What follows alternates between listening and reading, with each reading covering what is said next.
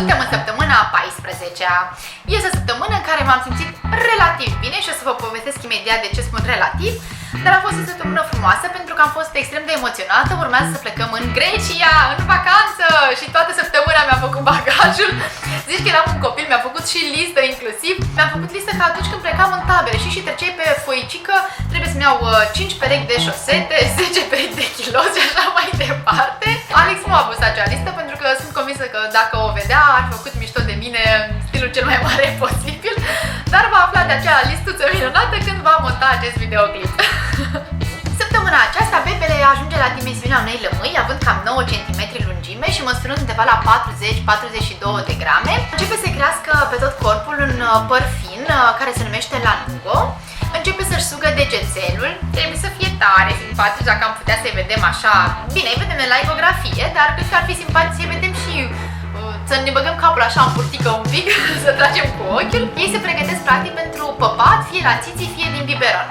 Tot în această perioadă poți afla cu certitudine sexul bebelușului, cu toate că sunt mămici care preferă să păstreze acest lucru pentru atunci când va apărea pe lume bebelușul, să fie o surpriză, dar cum eu sunt control freak și nu vreau să las nimic nepregătit, vreau să am toată camera bebelușului în detaliu, să am toate hâințele călcate, pregătite, păturici, săpun și toate alea.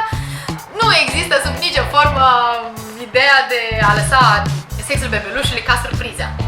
Și acum am să vă povestesc de ce am spus la început că aceasta a fost o săptămână relativ liniștită. Într-o dimineață m-am trezit un pic amețită, după aceea, în timp ce pregăteam micul dejun, am simțit cam amețeli. Alex nu știu ce-mi povestea, dar la un moment dat am realizat că de fapt nu înțelegeam nimic din ce spune. M-am dus, mi-am luat tensiunea, eu având tensiunea mică oricum și de aceea am aparat de tensiune în casă. M-am dus, mi-am luat tensiunea, era 9 cu 5 sau 9 cu 6. E o tensiune, repet, relativ normală pentru mine, dar nu în sarcină, pentru că în sarcină tensiunea îți crește, de asta e foarte periculos pentru mămicile care au hipertensiune. Am luat niște bucățele de ciocolată, l-am rugat pe Alex să-mi facă cafeaua, până a fost cafeaua gata, deja am revenisem, eram ok. M-am apucat din nou de treabă, m-am luat din nou cu călduri, m-am luat din nou cu amețeli și cu dureri de cap. Am avut tensiunea prea mare, la un moment dat după aceea iar am avut-o foarte mică și uite așa m-a ținut toată ziua în șah. A fost o zi extenuantă și m-am speriat un pic pentru că, repet, urma să plecăm în vacanță, dar din acest motiv am luat și aparatul de tensiune cu mine.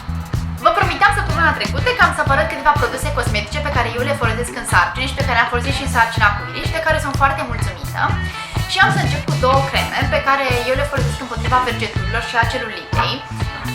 În timpul sarcinii se știe că celulita la majoritatea femeilor își face apariția, din păcate, dar care și la mine și-a făcut apariția la sarcina cu Iris, dar a dispărut de la sine după ce am născut, cum vă spuneam și în celelalte vloguri, pe parcursul celor 9 luni de zile. Ok, cele două produse, nu neapărat de la firmele acestea, sunt untul de shea și untul de cacao.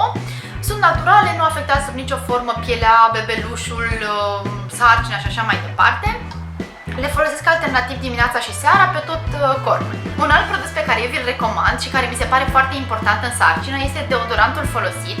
Asta pentru că femeile în sarcină transpiră excesiv și mirosul poate să difere pe parcursul sarcinii. De exemplu, eu nu știam de acest deodorant la prima sarcină și singurul care m-a ajutat era deodorantul lui Alex, pentru că altul nu m-a ajutat sub nicio formă. Însă l-am descoperit acum pe acesta, este natural, cu salvie și glicerină, nu au parabeni, aluminiu, alcool etilic, coloranți și așa mai departe. Este foarte bun, nu lasă urme, eu mă înțeleg foarte bine cu el și l-am luat din BBT. Dar sunt convinsă că se găsește și în alte părți. Și de asemenea, am uitat să vă spun, pe acestea le găsiți și în supermarketuri și în magazine gen Plafar și costă undeva la 10-15 lei în funcție de magazinul la care mergem și au 100 de grame.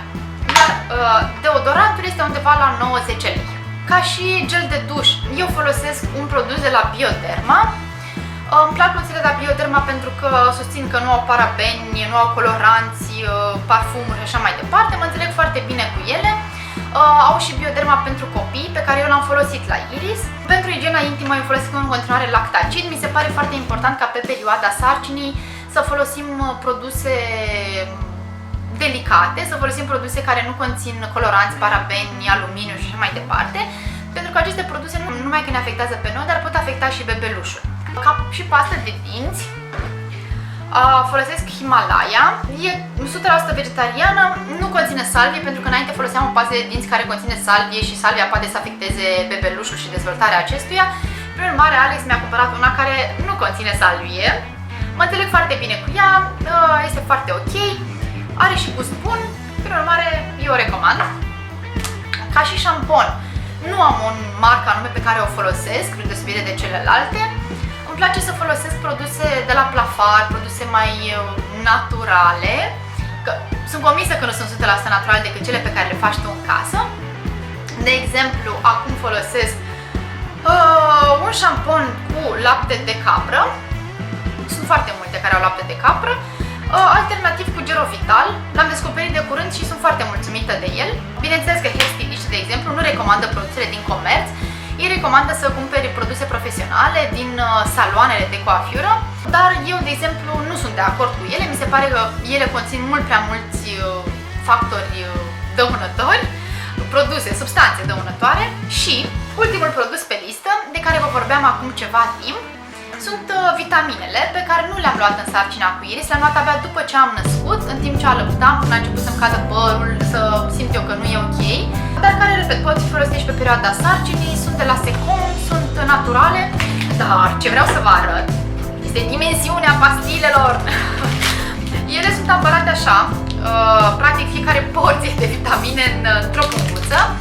Aceasta este o capsulă cu ulei, iar aceasta este o vitamină. Uitați-vă și voi cât este de mare, este uriașă.